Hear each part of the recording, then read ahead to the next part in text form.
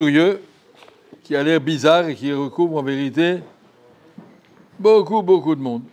À la fin de la paracha, on a vu, dans la paracha de Vaïra, il y a 7 plaies. Il y a 7 et 10 plaies dans la paracha de Vaïra, il y en a 3 dans la paracha de Bo. Facile à se rappeler, Bo, Gematria 3. Il y a 3 plaies dans Bo et 7 dans Vaïra. La 7e qui est dans Vaïra, tout dernière, après que les Égyptiens ont déjà subi 6 plaies, la 7e, c'est la grêle. On a prévenu, attention, qui ne bat pas Amazon dans les cholères de Kol Magébotaï. Ça va barder, mot à mot. Oulam. Yeni mamti ekaet machar barat kaved meod. Je vous dis, Baabou, à votre aide, je vais te montrer ma force. Le monde s'appelle Shmi B'cholaret. Le monde entier saura la grandeur d'Hachem. Je vais faire venir demain une grêle, barat kaved meod. Shelo haya chamaou b'mitzrayim. Il n'y a jamais eu une grêle pareille. Ve'ata shalach ha'ez esmiktecha. Alors dis à tes troupeaux, tes gardiens de troupeaux, qui reviennent vite à la maison. Tous les ouvriers, les employés qui traînent dans les champs, ramène-les à la maison. Tous les hommes, tous les animaux qui traînent dans les champs, ne les ramène pas à la maison avant que la grêle arrive. Si la grêle tombe dessus, il va mourir. Avertissement précis.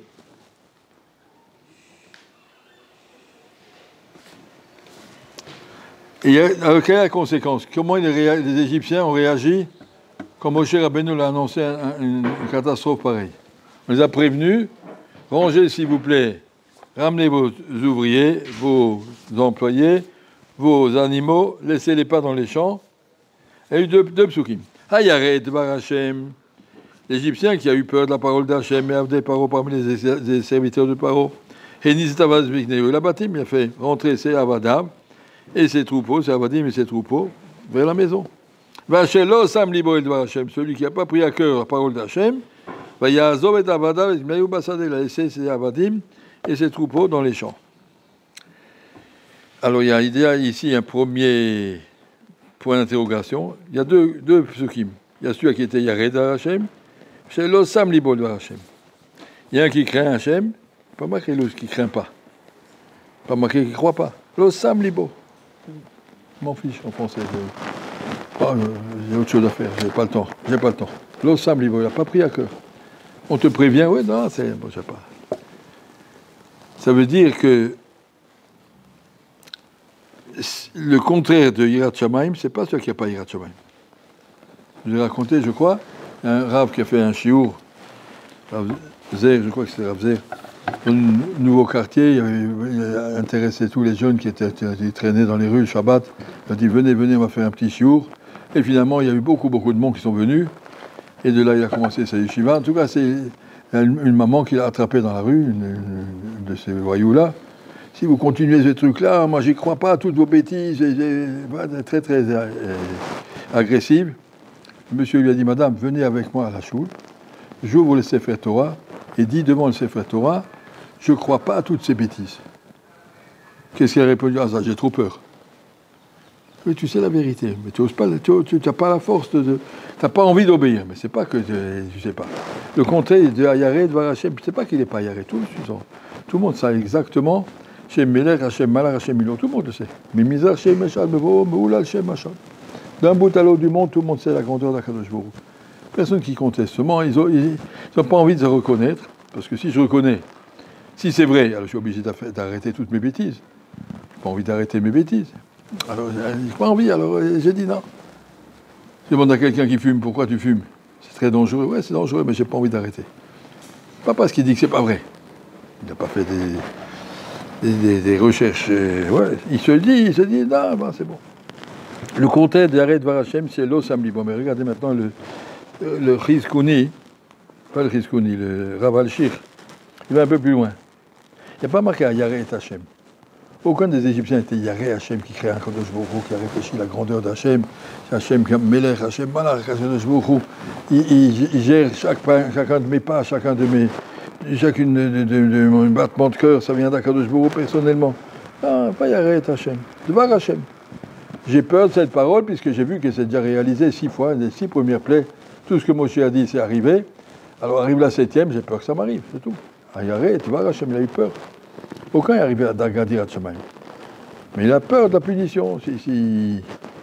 Voilà, si on ne tient pas à Shabbat, il y aura un incendie. Alors bon, il a peur de l'incendie, il n'a pas peur d'Hachem. Khalila. Yared Varachem, c'est ça le premier niveau. Même les plus, on va dire, les plus sérieux des Égyptiens, c'était pas Yared, c'était pas une Yirat Shamayim. Mais objectivement, quand tu as vu 6 fois que Moshe Rabbeinu il prévient, Dam, Tzfardé, Akinim et tout ce qui prévient, ça arrive. Alors quand il te dit demain il y aura une grêle terrible, eh bien bon, il ramène ces trucs à la maison. Il n'a pas assez d'orgueil pour s'opposer à ça. Hachel Los Sam Libo, celui qui ne veut pas prendre ça à cœur. Pourquoi il ne veut pas prendre à cœur? Tu as déjà vu 6 fois que ça s'est réalisé. Arov, Deber, Shrin, Barab, des tas de trucs bizarres qui sont arrivés. Il avait prévenu. Il ne peut pas dire que c'est rien. Mais j'ai pas envie. Je ne baisserai pas la tête. Alors qu'est-ce qu'il a fait pour monter? Yazov et Avadav et Mikneu Bassadeh. D'habitude, les troupeaux, on les ramène à la maison tous les soirs. Exprès, il les a laissés dans les champs. Avadav dans les champs. Il dit, le monsieur, le Ravaché, pourquoi il n'est pas resté lui-même dans les champs? S'il est tellement sûr qu'il n'arrive à rien. Non, lui, il est à la maison. On ne sait jamais. Mais les Avadim et les Mikneu, il les a laissés dehors. Il les a envoyés dehors. Hein, c'est que monsieur, par orgueil, il ne veut pas baisser la tête. Non, moi, putain, non, ce qu'il a dit Moshe Rabbeinu, c'est pas vrai. Je vous dis que c'est pas vrai. Tu verras. Demain matin, je vais te montrer. Mais Avadim et les Mikneu, ils sont encore là. Mais il sait très bien que c'est pas vrai. Puis la parole de Moshe est vraie. La preuve, c'est que lui-même, il s'est enfui à la maison, il s'est couvert de toutes les protections possibles. Mais par orgueil, il a dit, mais Avadim, mais Mikneu, les troupeaux, je les laisserai dehors. Ça fait que, comme dit le Chazonish, il y a un mamar du Rav Dessler, un des premiers mamars du Sefer, mais Olam lo haya apikuros amiti. Il n'y a jamais un seul apikuros qui croyait vraiment à son apikuros. Ils savent très bien où est la vérité. Ils n'ont pas envie. Chez l'autre Sam Libo, j'ai pas envie. Si c'est vrai, ça m'engage. Donc je préfère dire que c'est pas vrai, comme ça j'y pense pas. C'est tout. Quand ils veulent vendre des cigarettes, ils font des photos dessus maintenant avec des catastrophes médicales. Les gens, ils voient vraiment que c'est vrai. Arrête de dire que c'est pas vrai. Tu sais très bien que c'est vrai. Je sais pas si ça sert à quelqu'un, mais au moins l'avoir vu, ça peut faire un petit peu un odomeshmia lereya. Il l'a vu, mais la même chose avec ça. La Yirat Shamayim, celui à qui la veut pas. Un barreau qui traîne dans la chambre, il sait très bien qu'il faut étudier. Chaque minute, bitul Torah, Knegat Kulam, c'est très grave. Il le sait. Moi, je n'ai pas envie de savoir. Laisse pas tranquille. Là, j'ai pas envie. J'ai pas envie, ça c'est le mot. Et ça c'est le yesod de Yirat Shamayim, c'est de réfléchir qui c'est qui décide.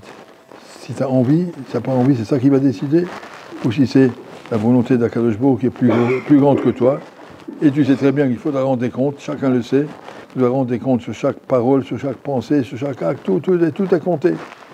Alors pourquoi on joue? Oui, être honnête avec soi-même. Ce qui a marqué ici, le contraire de Yared Dvar Hashem, c'est pas Lo Yaré. Lo Sam Libo, j'ai pas envie de savoir.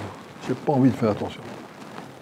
Ça, c'est un grand yesod dans la Emouna. Tous les gens, presque tous les gens qui sont Mechalel Shabbat, ils aimeraient bien qu'on dise un Kaddish après eux au cimetière. Parce que, quand même, c'est très bien que la Neshama, elle va pas fondre. Il va rester quelque chose. Il y a une Neshama qui monte. C'est bien qu'on dise un Kaddish. C'est pas complètement. Tous les apikorsim, les plus apikorsim, quelque part, ils sont minimes.